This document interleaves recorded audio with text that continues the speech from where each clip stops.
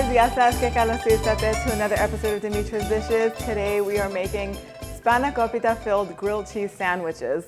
Life just went next level up. This recipe is easy to make.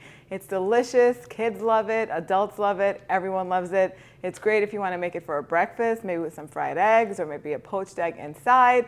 It's great if you want to make it for a quick lunch for once the kids come home after school. And it also makes for a quick and easy dinner. But let's get started. So I have 1 pound of spinach that I've roughly chopped. These are baby spinach leaves. I'm going to set them aside and kind of move everything out of the way. I have a pan that's heating over medium heat, and I'm going to begin with an onion. This is a big onion, so we're only going to use half of it.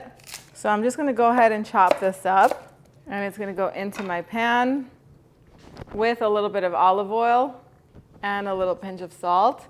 And we're just going to cook the onions until they're soft.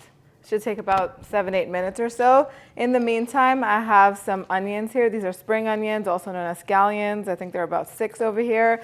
I'm just going to go ahead and thinly slice them.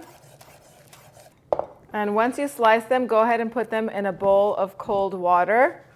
This is going to help release any dirt that's trapped in between them. All the dirt is going to sink down to the bottom, and then you're going to be left with your clean scallions floating up on top. And then go ahead and carefully lift them out and put them in a strainer.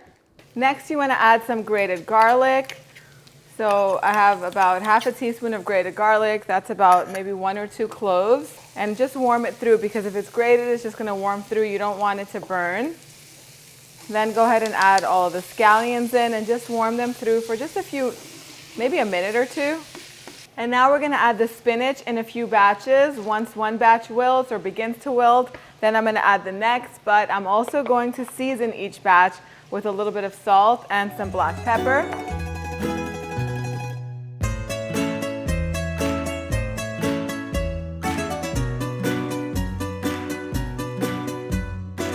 And do this over medium-high heat so that way the liquid that's released evaporates. So make sure that you cook it down really well so that way as much as the liquid evaporates as possible. You don't want this to be a soggy mixture. Then go ahead and add 1 heaping teaspoon, maybe a little bit more, of dried dill. If you have fresh dill, maybe a 1/4 cup or however much dill flavor you like. That's how much you put in there. Your kitchen, your rules. Okay, then I'm going to go ahead and I'm going to crumble feta cheese. Now, feta cheese is a star ingredient. Spinach, feta, scallions, dill. These are the flavors of Spanakopita. So you need a good amount, and buy the best feta cheese that you can find. Mix everything up and then taste it and see if it needs more seasoning. I could eat this just like this as a side. Delicious. Don't get me started, otherwise we won't have any for the filling. So with grilled cheese, you need to have a stringy, pull-apart type of cheese. I'm using mozzarella for this. I always have mozzarella cheese at home because we put it in sandwiches and omelets and things like that. I make pizzas all the time. But if you have a more flavorful cheese, like a provolone cheese, a gruyere cheese, Gouda cheese, that would be really good too, just because it has much more flavor. Mozzarella flavor is a very mild flavor. And if you're wondering what these are, I buy the big bar of mozzarella from Costco, and then I just either shred it, grate it, or I slice it myself. First of all, it's less expensive. Second, it doesn't have, if you buy grated cheese or shredded cheese, they put stuff in there to keep it from sticking together, this kind of powdery stuff, and then it doesn't melt as well as block cheese does. And it just takes a few seconds. I'm just going to cut it into little slices like this. What I do is I bring it home, and then I just cut it into a few, blocks like this.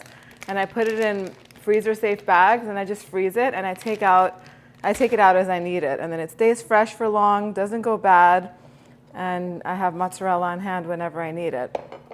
Okay, so the cheese is sliced. I have a cast iron skillet over here that's heating over medium heat. And this is the bread that I made the other day, the choriatikop somi, the Greek village bread. Sourdough bread works well on this. Whatever you like. You could brush this with some olive oil, but I have some salted butter over here that I'm going to use. And I put it in the microwave for a little bit too long. Parts of it melted. I'm just going to brush the bread with the butter, not the olive oil.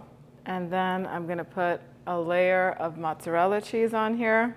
on one side of the bread. So this is the top and bottom, just like that.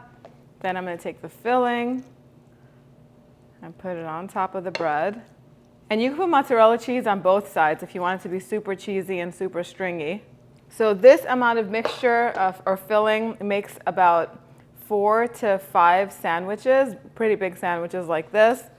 And you know I want some heat in the sandwich, so I'm going to sprinkle some crushed red pepper flakes on here. It's optional, you don't have to do it. And I'm going to just spread some butter on the top part of the bread. So the cast iron skillet should be nice and hot. I'm going to put another tablespoon of butter in here. It's grilled cheese. It's supposed to be a little rich, right? If you want, you can use olive oil instead, or a combination of both olive oil and butter. And I'm going to put the sandwiches on the grill pan, or on the cast iron pan, and I'm going to let them cook about 2 minutes on each side, or until the bread is nice and golden. Flip it over, and the cheese should be melty and beautiful, and I'll show you what it looks like once it's done. The sandwiches are ready. They did take a little bit longer because the mozzarella slices were on the thicker side, and so was the bread. This bread is amazing, you guys. If you haven't tried it, make sure you do. I'm going to put the link at the end of the video so you can watch it and make some. It's so good to have on hand. But it is time to take a bite. Oh, before I take a bite, I want to say that if the bread is a little thicker and your cheese is thicker too, reduce the heat to a medium-low so that way it doesn't burn and turn black. And it'll cook nice and slow. The bread will be toasted. The cheese will melt perfectly. The filling is already cooked. You just want it to warm through. I'm drooling over here. It's time to take a bite.